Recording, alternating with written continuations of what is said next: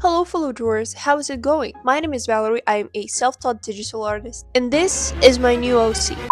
A while ago I made a video where I finally made a full finished illustration of my two OCs, Lixie and Beck. Beck is here with us right now, and those two have been the only two OCs I had, but that's gonna change today. This character has been existing in my head for pretty much the same time as these two. I came up with all of them like about 9 months ago, but all I had till now was simply his name, his pet, and a rough idea of his look and character. But I knew it was only a matter of time before I brought him to life, and I finally did it. Meet Quentin.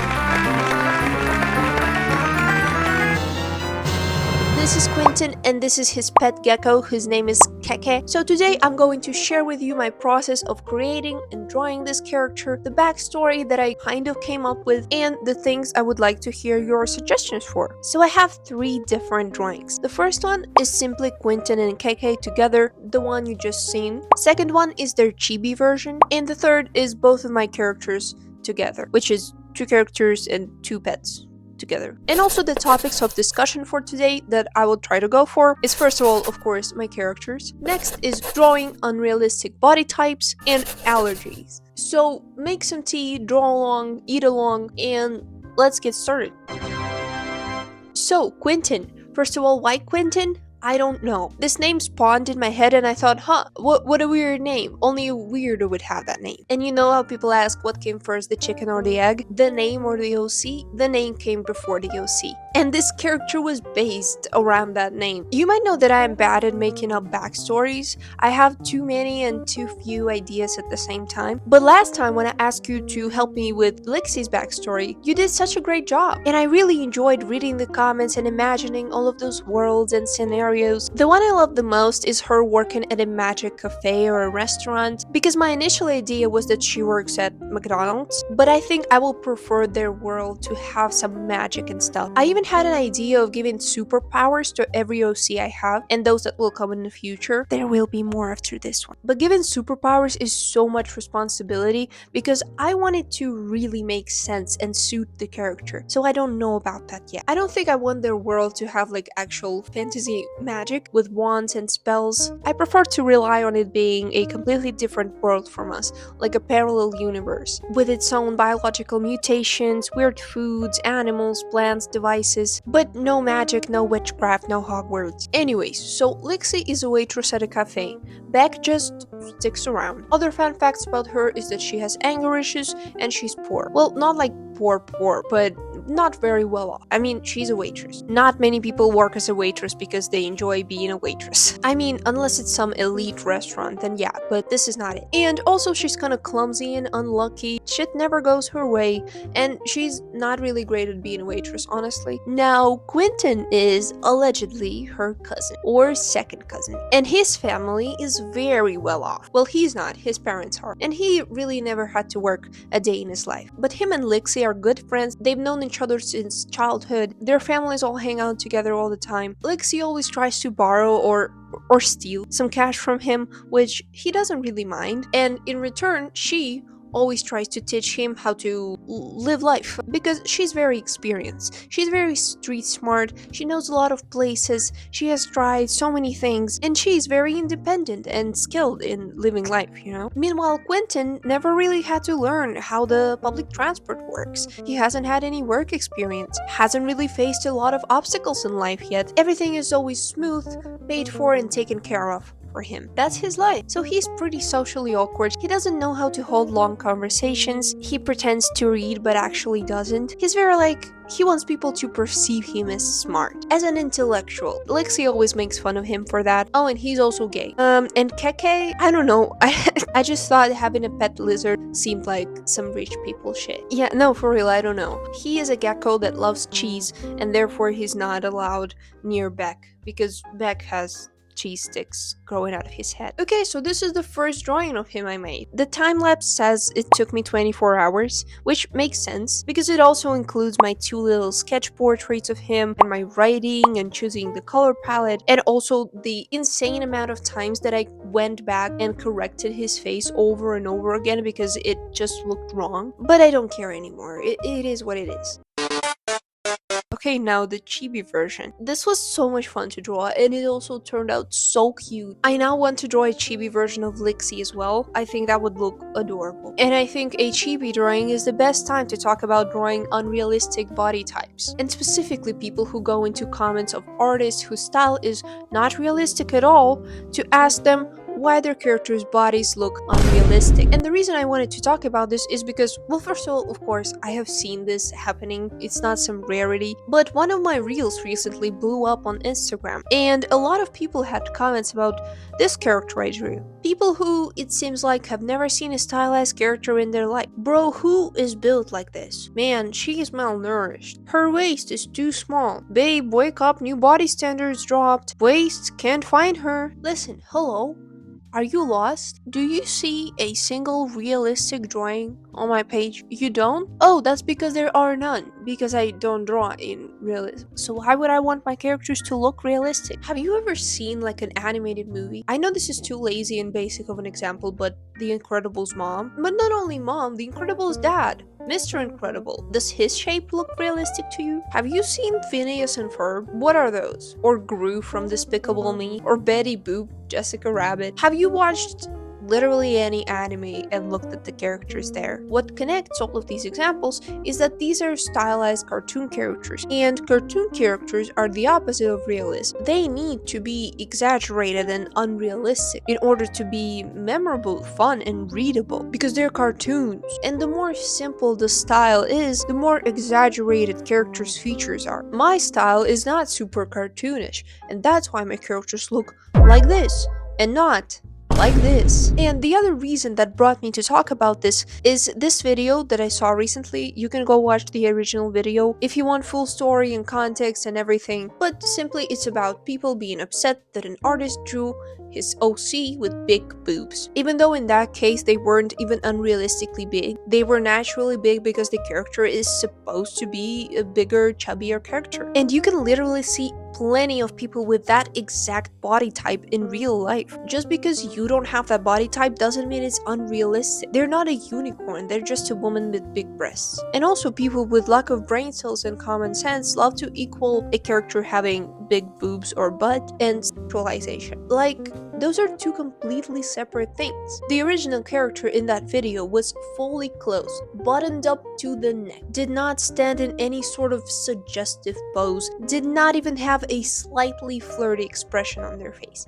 Nothing. And people were calling it out for being sexualized just because the character had big breasts. Like, I think you're the one who's sexualizing. Am I wrong? The same thing happens to women in real life, where a woman with smaller breast size can wear a tight shirt to work, school, or just in public, and everyone will be fine with it. But if a woman with bigger breasts were to put on this same exact shirt, people will deem it inappropriate, even though that's the same exact turtleneck. But even if they were just big for no reason, and even if that character was indeed drawn in a sexualized manner, which it wasn't, even then, that's their OC. That's their own character that they created. I can understand being mad when someone draws a super sexualized fan art of an already existing character that was not sexual at all in the original design, so just sexualizing for the sake of sexualizing, even though that does not line up with the character's vibe and personality at all. Yeah, I can understand not liking that, but that's their OC. Am I missing something? How can you sexualize something that you yourself created? What if I want my character to be like super sexy and flirty all the time and only have lingerie in their wardrobe? What if that's what I want? What if that's what I came up with? Why are you mad? That's my character, dude. But if we go even further, to me there is a huge difference between drawings that are sensual, sexual, and drawings that are straight up corn, just dirty, when there's no aesthetic, no feeling behind it. Like, to me, there's such a huge difference between these two types of works. The first one is beautiful, it's fun. I don't look at it and think, oh my god, what a dirty pervert drew that. Look at her showing off her butt. Disgusting.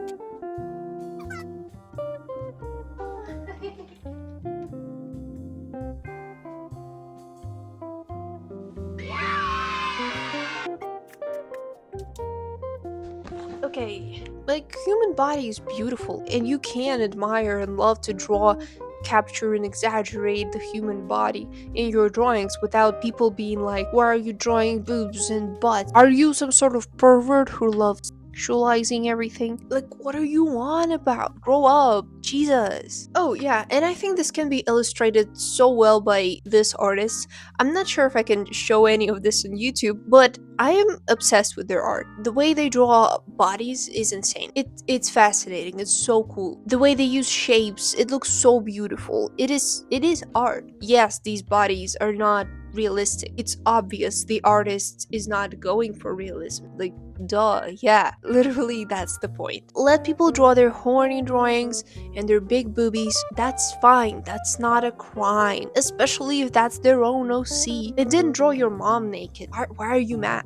Okay, look how cute this little guy is. He is so adorable. I forgot to give Keke his ears and antennas because I didn't use my original drawing as a reference and I just forgot he had them. But I decided not to fix them because I'm lazy and I don't care enough. So this guy took me 10.5 hours. How sweet. I wish all of my drawings were that quick. And here's the final character sheet. Or what do I call this? I don't know, it's kind of not very aesthetic. I'm pretty bad at design, but it looks fine, I think.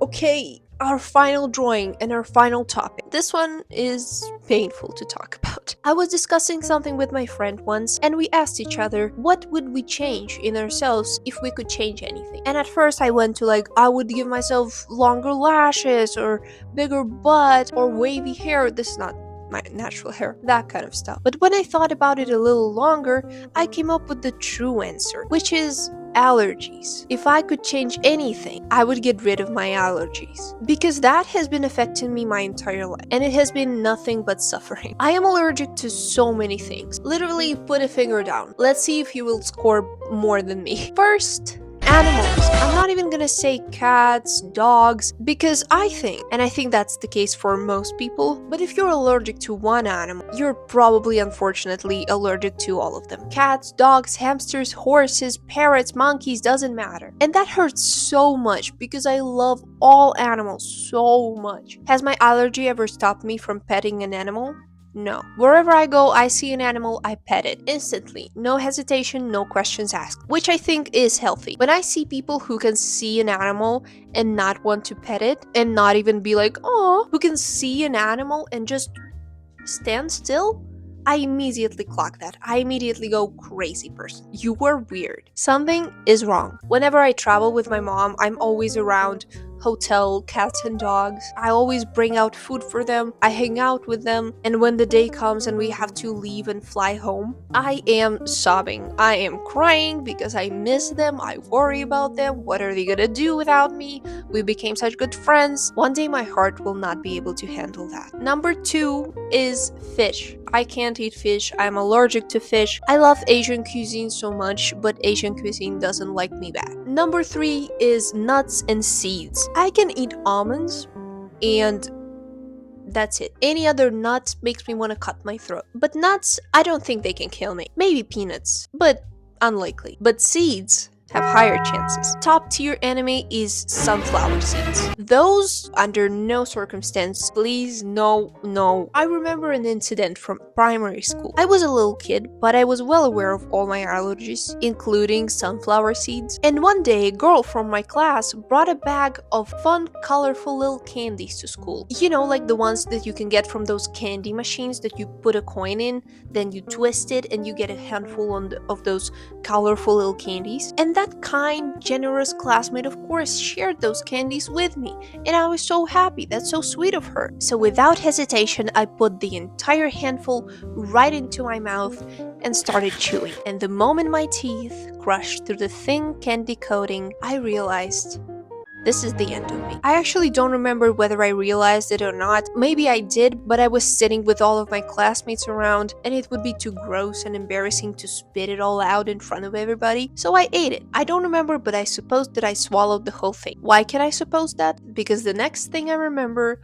is me throwing up fountain mode all over my desk in class. When my mom asked me what happened, I said I got tricked. They fooled me, Mom. Those kids hold some grudge against me. They don't want me here, Mom. They tried to disguise their poison and feed it to me. Crazy. Yeah, that was bad. Never tried a Snickers bar in my life. Also kind of allergic to sesame seeds, but that is not problematic because of sesame seeds, but because of sesame oil, which is often added to a lot of Asian dishes. So I can order a wok with chicken and veggies and feel so safe. But after I take a few bites, it's clear I've been tricked again. You know that Milka chocolate has nuts in it? Not the chocolate bars with actual pieces of nuts in them, but the chocolate itself has some sort of nut butter or something. The way I found this out is when I bought a delicious looking Milka ice cream. But as soon as I took that first bite of that chocolate, I realized I was tricked yet again. I keep getting tricked. Why do I keep getting tricked? And I had to give it to my mom or boyfriend, which was sad because I hate sharing my food. Whenever I would bring snacks to school, I would always eat it like I would hide somewhere to eat it. Mostly I would sit in the bathroom on the windowsill, which I mean, school bathrooms are kind of gross, but I did not care. I just had to eat my food as fast as I could so no one would notice and ask to take a bite. Also allergic to raw carrots. That's a fun fact.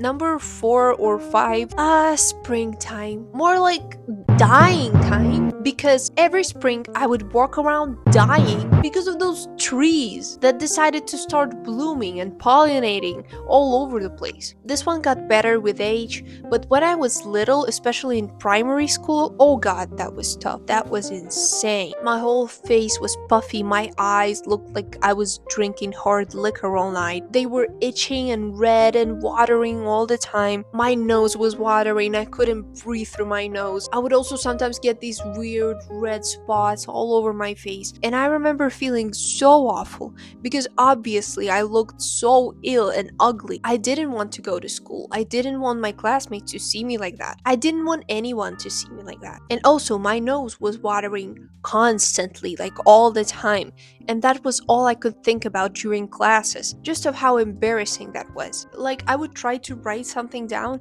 and my nose would immediately start drooping and watering, and so I had to either go to the bathroom to blow my nose every like 10 minutes or sit in class with a bunch of napkins like an idiot. It was a nightmare, truly. Then I got treatment when I was like 12. I was taking some very expensive meds for like several months straight, but that definitely paid off. It helped it ease my springtime allergies. But it's still present, it's just not as intense. Or maybe that's just because I don't go outside anymore. Number 5 is I'm allergic to dust, and number 6 is I'm asthmatic, so I always have to carry around this little thing. Well, I don't have like full-on asthma, at least I don't think so, but whenever I am in a room with a lot of dust or animal hair, or when I run and jump around a lot and breathe really fast, or when I laugh a lot, or if I walk even slightly faster in the winter time when there is a lot of snow and it's freezing and the air is very heavy, if I do any of that, my body forgets how to breathe. Okay, here we are. This one took me 21.5 hours, which is weirdly fast for 2 characters. I thought that would be more. Here are Quentin and Lixie walking. She's talking into his ear, trying to talk him into letting her borrow some cash. He's not listening, he's too busy pretending to read a One Piece manga, which there's literally no reason for him to be reading One Piece. That was just the first thing that came to my mind because I'm watching One Piece currently. I'm not sure if that would be his book of choice though. He wants to seem like an intellectual, so maybe some classic literature